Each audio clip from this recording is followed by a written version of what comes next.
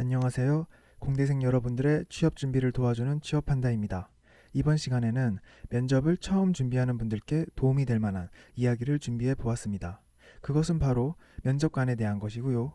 면접관으로 들어오는 사람은 누구이며 그 면접관을 고려했을 때 우리는 어떤 준비를 해야 하는지 알려드리는 시간을 가져보도록 하겠습니다.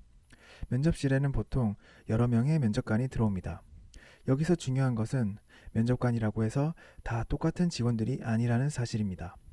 면접관 중에는 정말 채용을 담당하는 인사팀 직원도 있겠지만 그 외 상당수가 실무팀 직원들이 들어오게 됩니다. 채용 자체는 인사팀 직원의 업무인데 실무팀 직원은 자신의 업무를 제쳐두고 인사팀의 업무를 하러 온 상황이 되겠는데요. 그래서 어쩌라는 거냐 라고 생각하실 수도 있는데 자세하게 설명하겠습니다. 면접 며칠 전에 인사팀은 실무팀에 면접관으로 10명씩 착출해달라고 요청합니다. 여기서 말하는 실무팀은 공대생 여러분들이 입사하면 일하게 될 전기팀, 제어팀, 기계팀 등이 되겠고요. 그리고 면접 당일이 되면 면접실에 자리 3개를 배치합니다.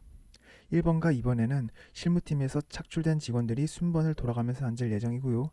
3번 자리에는 인사팀에서 착출된 직원들이 돌아가면서 앉게 됩니다. 그리고 책상에는 여러분들의 자기소개서와 채점표가 배치됩니다. 면접 시간이 되면 여러분들이 면접실로 들어오듯이 면접관들도 타임테이블에 맞춰서 면접실로 들어오게 되겠고요.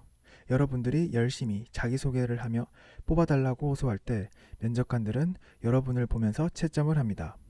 면접관들이 채점표에 점수를 기록하고 나가면 면접이 끝난 뒤에 인사팀이 와서 채점표를 모두 수거해 가고요.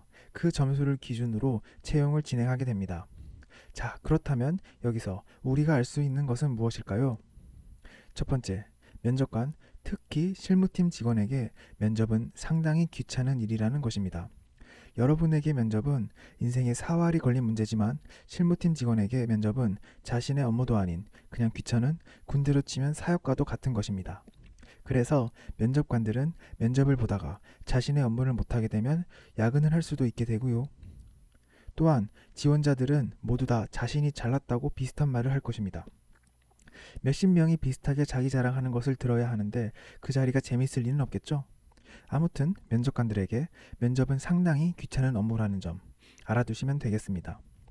두 번째, 면접관들은 면접에 임하기 직전까지 여러분의 자기소개서를 읽지 않습니다. 실무팀 직원들은 자신의 본업을 하다가 면접장에 들어올 것이고요. 면접장에 여러분이 들어온 순간부터 여러분에게 1분 자기소개를 시키고 그때부터 자기소개서를 읽기 시작합니다. 그래서 면접관들은 자기소개서를 집중해서 읽을 만한 시간이 없고요. 애초에 자기소개서 자체가 그렇게 재미있는 글도 아닙니다. 그래서 읽기 어려운 자기소개서, 예를 들면 어려운 문장이나 기승전결이 뚜렷하지 않은 글은 딱 읽기 싫어지는 것이 면접관의 마음입니다. 세 번째, 면접팀마다 채워야 할 시간이 있습니다. 처음 보는 사람과 20분 동안 대화하는 것은 쉽지가 않습니다. 면접관은 자기소개서를 읽으면서 혹은 여러분과 대화하면서 질문거리를 만들어내야 하는 입장입니다. 그래서 질문할 거리가 없는 지원자를 만나면 그것도 면접관 입장에서는 참 곤욕입니다. 여기까지가 면접관이 누구인지 그리고 면접관의 속마음을 알려드렸고요. 그렇다면 우리는 어떤 준비를 해야 하는지 알아보겠습니다. 일단 서류 전형 단계부터 면접을 염두에 두고 자기소개서를 써야 합니다. 아까 면접관에 대해 말씀드렸는데 면접관은 면접을 상당히 귀찮아하고 자기소개서도 자세히 읽을 만한 상황이 아니라고 했었죠. 그래서 여러분들이 자기소개서를 쓸 때는 면접관이 읽기 쉽게 써줘야 합니다. 면접관이 자기소개서를 대충 읽어도 글의 내용이 머리에 팍팍 꽂히게끔 질문거리가 생각나게끔 써줘야 합니다. 그런 자기소개서를 쓰기 위해서는 대략 5가지 정도를 유념해야 합니다. 첫 번째, 간결한 문장. 문장이 길어질수록 문장이 끝날 때까지 집중해야 하니까 문장을 읽기 힘들어집니다. 문장을 간결하게 써서 면접관의 머리에 걸리는 부하를 최대한 덜어주어야겠고요. 두 번째, 주어와 서술어의 호응. 예를 들어볼게요. 저희 장점은 성실합니다. 무슨 말인지는 알겠는데 무엇인가가 어색하죠? 이런 것들이 하나둘씩 모이면 면접관이 글의 내용에 집중을 못합니다.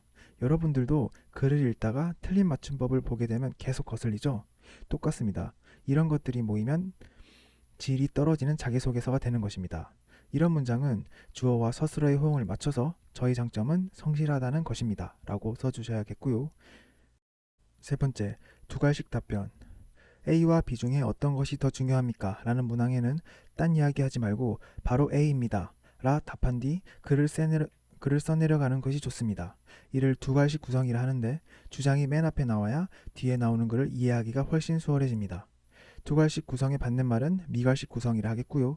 미괄식 구성은 이해하는데 더 많은 집중력이 필요합니다. 결론이 나올 때까지 얘가 뭔 말하는 거야 계속 생각해야 됩니다. 면접관을 위해서라면 두괄식 구성이 좋겠죠? 네 번째, 이야기의 간결한 구성. 자기소개서 문항 중에는 여러분의 경험을 물어보는 항목이 있습니다. 그 이야기를 진짜 일어난 순서대로 쓰게 되면 이야기가 굉장히 난잡해질 것입니다. 그래서 그 난잡한 이야기를 간결하게 재구성할 필요가 있고요. 사실 필요한 구성은 간단합니다. 어떤 문제가 발생했다. 나는 그 문제의 원인이 이것이라 생각했다. 그래서 그 원인을 제거하기 위해 이런 노력을 했다. 결국 문제를 해결했다.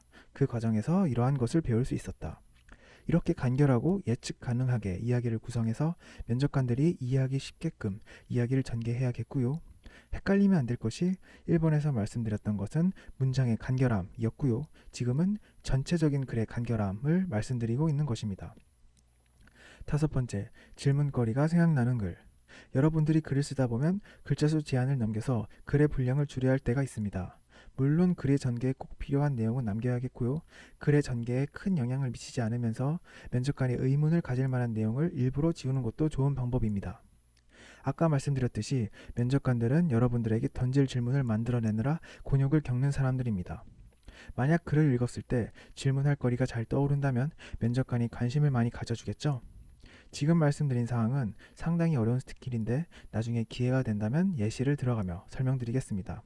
5가지 이외에도 구체적인 표현 사용, 추상적인 표현을 지향한다는 말이고요. 한글의 주제는 한계로 통일하고 번역체는 지향하고 맞춤법은 검사하는 등 이런 것들을 신경 써주시면 되겠습니다. 지금까지 제가 말씀드린 부분은 사실 자기소개서뿐만 아니라 모든 글쓰기의 기본이고요. 여러분들도 다 아실 만한 내용일 것입니다. 하지만 모든 게 그렇듯 기본을 지키기가 제일 어렵죠. 사실 자기소개서에서 지원자분들이 어필할 만한 경험은 다 비슷비슷합니다. 조별과제, 동아리, 알바, 인턴 대부분 이 안에 다 들어오게 되어 있고요. 더 특별한 경험을 서술한 자기소개서가 돋보이는 게 아닙니다. 면접관의 눈에는 이 기본에 맞춰서 글을 정교하게 쓴 지원자의 글이 더 돋보이게 됩니다. 오늘은 면접관에 대해 그리고 면접관이 읽기 쉬운 글쓰기에 대해 알아보았고요. 다음 시간에는 서류 전형과 면접 전형을 같이 준비해보는 영상을 준비해 보도록 하겠습니다. 여기까지가 취업한다였습니다. 감사합니다.